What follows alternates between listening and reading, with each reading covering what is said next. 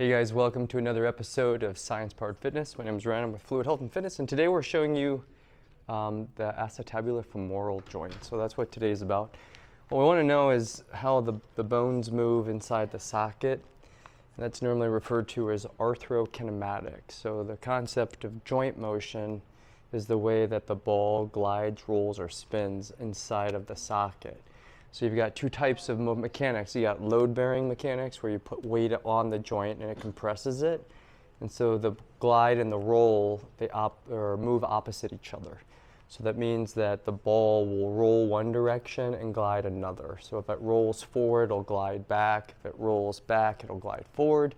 Now again, that's load-bearing. Now we have non-load-bearing, and that means the ball will glide and roll in the same direction. So it decouples from the joint, it pulls out of it. So it squishes in when you load it, and it rolls and glides opposite, or it glides and rolls in the same and decompresses. So the idea here is that the mechanics of that are going to be dependent on the orientation of how the sleeve is maintained. So this is the sleeve, that's called the acetabulum, that's where your labrum resides, and then that ball fits right in there, and like a gummy bear, it's kind of suction cups that femur head back into that pocket.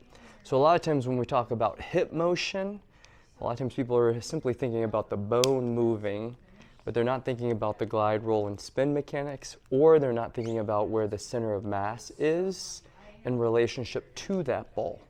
So we've got proximal to distal, close to far mechanics in the way that the body operates. So we want to think about the central position of the sleeve when we think about the quality of the movement for the limb. And that, again, is referred to as arthrokinematics, or efficient, again, proximal to distal movement transfer. So if we do that, the joints move well, the connective tissues are supported, and the muscles are lined up to optimally function, so you can generate power and force, and everything is good. So that, again, is the acetabular joint. We know that the joint will move in the socket like a cap on a head that's kind of like this ball, and again, they move in opposition to each other.